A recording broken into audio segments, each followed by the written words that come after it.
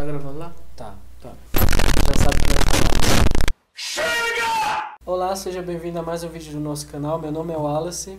Meu nome é Rafael. Meu nome é Vinícius. E hoje a gente vai tratar de um assunto muito interessante, que é o seguinte.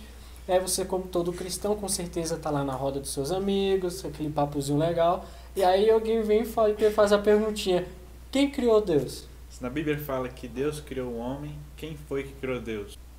Complicadinha a pergunta, né? Responder. Além do mais, se tudo tem uma causa, quem causou o Deus? Ou o que causou o Deus? Então fica com a gente aí.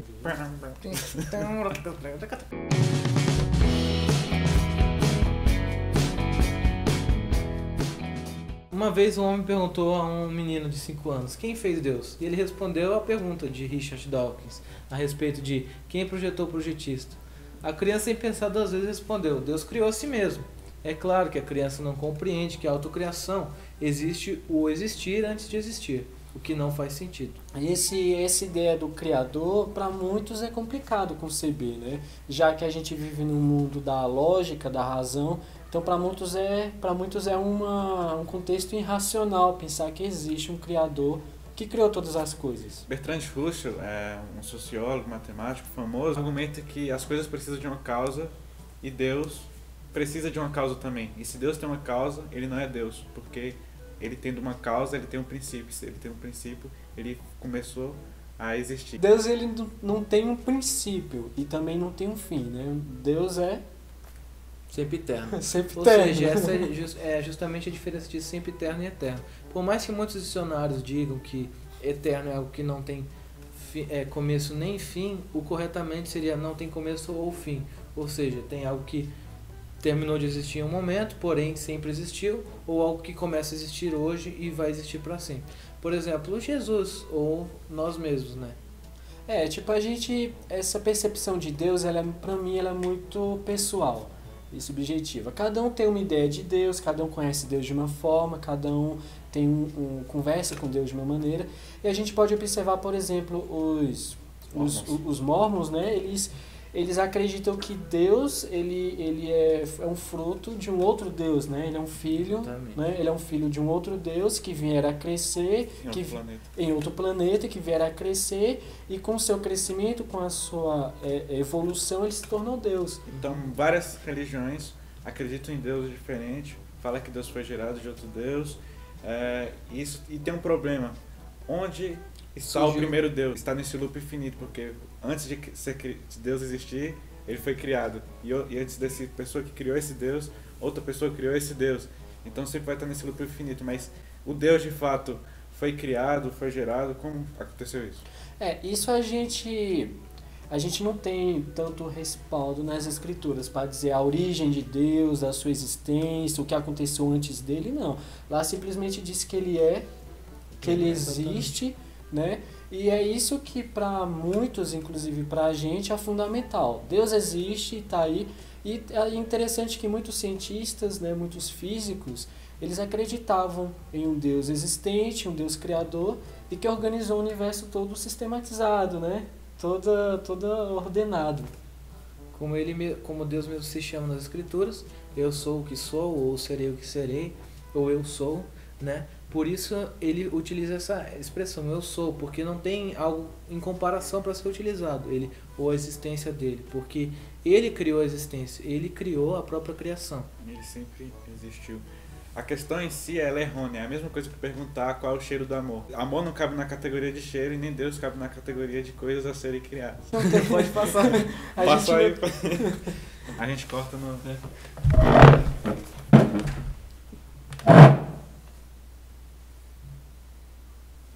Aí não tá gravando nada. Nossa.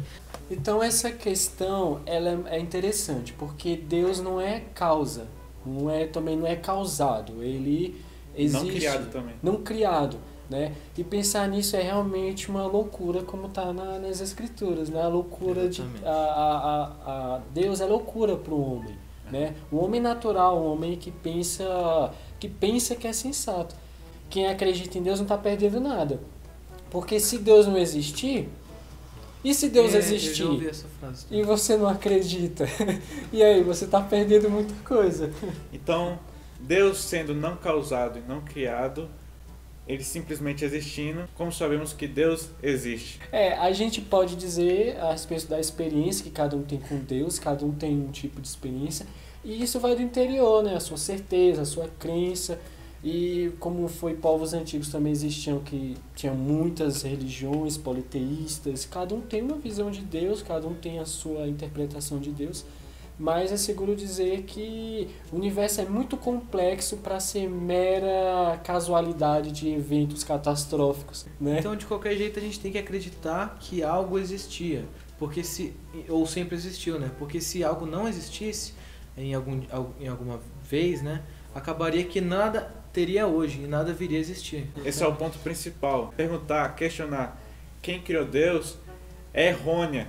Então, o que vai sobrar pra gente? Vai sobrar mais opções que levam a Deus. E sempre no fim vai levar a Deus. O Big Bang teve um início que foi na partícula primordial, a primeira partícula, que explodiu e gerou todo o universo. Então ele teve início. Até o Big Bang vai sobrar sempre no final Deus. Porque antes da partícula, as pessoas não falam, não sabem provar o que veio antes. E o que veio antes, segundo a Bíblia, é Deus. Ele sempre existiu, sempre vai existir. A existência em si existia, né? Porque pensar que de uma simples partícula atômica e gerasse todo o universo como conhecemos hoje, a vida, e que o homem viesse a evoluir criando coisas tão complexas, para mim é surreal. Se o Big Bang for uma teoria provada, a gente tem que conceber também que todo o universo retrocederia e caberia num simples átomo. Então, para mim ter esse tipo de crença, eu tenho que realmente ser um religioso científico. E sem contar que temos que acreditar no evolucionismo, né? Que o homem veio do macaco e que o macaco veio de alguma outra coisa e outra coisa veio de outra. Sempre vai estar nesse retrocesso infinito. Exatamente. Vindo, mas quando chegar nesse retrocesso ao ponto de partida, onde a gente vai chegar mais? A gente não vai ter um ponto físico, um ponto que a gente vai se segurar e saber o que responder. Então, quais são as premissas? Premissa 1. Se já houve um tempo em que absolutamente nada existia, nada existiria agora. Premissa 2. Algo existe agora. Portanto, nunca houve um tempo em que absolutamente nada existia. Interessante, porque a gente existe, algo existe, então algo fez com que a gente existisse. Não é simplesmente eventos que causaram isso. Por exemplo, a Darwin ele foi feliz em muitas ocasiões. Dizer que o homem evolui, isso vem na atualidade com a epigenética, por exemplo. Dizer que o homem evolui é muito bom, porque realmente o homem evolui, né? Agora, dizer que o homem veio de uma espécie primata, de uma espécie de símio ou não, de uma espécie mais antiga e foi evoluindo, isso tem muitas controvérsias, porque até então nós não apresentamos nenhum órgão vertiginoso. Tudo que nós temos no nosso organismo é fundamental para o todo, né? Sem contar que a evolução do homem ela foi intelectual e não física em si, porque até hoje, se a gente parar para pensar e analisarmos, o homem hoje ele tem muito mais doenças, ele é muito mais sensível, ele é muito mais, como é que eu posso dizer? Fisicamente falando, ele acabou até evoluindo, justamente por causa do sedentarismo e tudo relacionado a falta, a comidas industrializadas. Isso. Entendeu? Porque se for pegar a Darwin, essa teoria, o homem teria que continuar evoluindo a tal estágio que muitas coisas que nós temos hoje no nosso corpo, enfim, no nosso meio, não serviriam mais. Né? O apêndice, que muitos dizem que é um órgão vertiginal, ele é de suma importância para o corpo, né? Então, eu acredito que daqui a 50 anos, 100 anos e 10 mil anos, enfim, o homem vai continuar tendo apêndice, porque ele é fundamental. É a lei da irredutibilidade. A gente evolui sempre para uma escala maior e mais complexa. Nunca a gente evolui perdendo funções ou algo do tipo. Então, desse modo, quando falamos que nunca houve um tempo em que absolutamente nada existia, é a mesma coisa que dizer que sempre houve um tempo em que existia alguma coisa. A pergunta certa seria, o que tem sempre existido? Se a gente parar para refletir, né, você dizer mesmo que não acredita em Deus, isso é louvável porque é sua opinião, né? Você baseado na ciência, ou baseado na filosofia, ou nas suas crenças pessoais, tudo bem. Agora você dizer que Deus não existe, ou fazer pergunta do tipo, quem criou Deus, esperando um tipo de resultado mais concreto, isso é ignorância, porque eu não tenho como provar que Deus existe, mas você também não tem como provar que Deus não existe. Então a gente está lidando com coisas subjetivas e pessoais de cada um. E nós, como cristãos, sabemos que a existência de Deus nunca será provada, pois se ela fosse um dia provada, acabaria que a própria fé não teria mais sentido, seria totalmente razão. A gente lida com fé, né? Uma palavrinha. Então a própria questão de não ser provada a existência de um Deus, isso prova a existência de Deus de uma forma. Por quê? Porque isso está previsto. Ele tá quietinho comigo.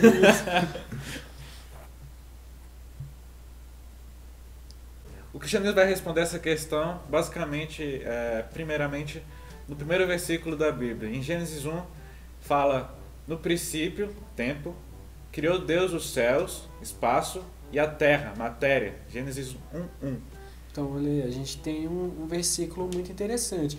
Apesar de algumas pessoas não tomarem o livro de Gênesis como algo totalmente literal, porque, né? Mas a gente, se analisar dessa forma, tem um sentido de que Deus criou sim a matéria, o tempo, o espaço, né, em que nós vivemos. E Deus criando tempo, espaço e matéria, ele não pode ser medido em tempo, espaço e matéria. Então quando você pergunta quem criou Deus, você não está perguntando qual é o Deus que a gente está questionando. Se você falar que Deus está limitado a tempo, espaço e matéria, você está falando de outro Deus que não é o Deus que a gente crê, o Deus da Bíblia. O Deus da Bíblia, ele age anterior a tempo, espaço e matéria, então a gente não pode limitar ele a tempo, espaço e matéria. Exatamente. A gente, é como se a gente perguntasse para a criatura, a gente buscasse na criatura a existência de Deus, explicar Deus através da criatura, de uma forma material, de uma forma de tempo e de uma forma espacial. É como se tentasse fazer uma engenharia reversa com Deus, entendeu? Sendo que acaba que não vai chegar. Muitas pessoas questionam e falam: mas então onde estava Deus? É a mesma coisa que falar: onde é que está o pintor no quadro? Ele pinta o quadro, mas a gente sabe que ele fez o quadro lá, fez a pintura, mas quando você vê o quadro, ele não está junto com você. É a mesma coisa do autor no livro, porque ele mesmo criou. Então, Deus é anterior e superior e não pode ser medido a tempo, espaço e matéria. Por isso que o tempo dele é diferente do nosso. Nosso tempo é finito. O nosso tempo nos limita a viver dentro dessa possibilidade de desenvolver aqui no mundo. Deus não. Deus está além. Por isso que a gente não compreende que ele sempre existiu, porque nós temos limitação e ele não. Deus é Kairos, né? É o tipo de tempo que é atemporal. Ele já existe, né? E é engraçado pensar, por exemplo, lá na Capela Sistina, lá o Michelangelo. O Michelangelo fez a pintura lá, ninguém perguntou, cadê o pincel, cadê o Michelangelo? Quem entendeu? Não, tipo, ele fez a pintura e as pessoas viram a pintura, se inspiraram naquela obra de arte. Mas e aí? Michelangelo fez uma obra de arte. Quem fez Michelangelo? Os pais dele. E aí? A gente vai buscar sempre uma regressão, sempre algo que venha antes. Mas a gente não se fixa no que a gente tem, no que a gente está vendo, que no caso é uma obra de arte. Então o ser humano é uma obra de arte. Sem contar que o que nós entendemos ou compreendemos ou conhecemos de Deus é tudo que Ele nos deixou revelado, o que Ele nos mostrou dele. Então, provavelmente, na verdade não provavelmente, mas com certeza, tem coisas que nós não conhecemos de Deus. E nós conhecemos Deus através das obras dele. Então acaba que através das obras nós não podemos ter certeza de tudo que ele é. A gente conhece Deus em frações. Cada um tem um pouquinho de Deus, cada um tem um entendimento de Deus diferente, como já foi dito. E isso é suficiente, né? Agora, quando você tem esse entendimento de Deus, mas você tenta explicar através desse pouco que você conhece, vai gerar conflito. Exatamente. Porque a gente... E questionamentos, né? Então, se você é cristão e tem questionamentos, logo você tem que saber no que realmente você acredita e o que você está buscando na real verdade. Nesse momento, tem os irmãos tremendo na cadeira, perguntando onde tem versículos que provam mais que Deus agia antes do tempo. 1 Coríntios 2,7 diz: não falamos a sabedoria de Deus, oculta em mistério, a qual Deus ordenou antes dos séculos para a nossa glória. Todos esses versículos que eu vou citar, que nós citaremos, mostram que Deus agia antes dos tempos, e durante o tempo e depois do tempo. Então, ele não está sendo sempre limitado. 2 Timóteo 1,9. Esta graça nos foi dada em Cristo desde os tempos eternos. Tá? Então aqui está falando que os tempos eternos já existia, né, uma graça. Então é algo que vem desde o tempo, desde a noção de tempo. Sem contar que também outra prova que a gente pode saber dessa questão de Deus agir antes da Terra é a criação dos anjos, né? Se o próprio Lúcifer caiu, não sabemos quando exatamente, mas obviamente isso foi a criação dos anjos foi anterior à criação da Terra. Então, se alguém perguntar para você lá no seu grupinho quem criou Deus, então primeiro você tem que ter esse conhecimento. Você tem que ter um entendimento. Deus, ele sempre existiu. Deus é atemporal. Então, ninguém criou Deus. Deus já existia. E quando você tem essa afirmação, quando você já tem esse entendimento, então você realmente já conhece um pouco mais de Deus.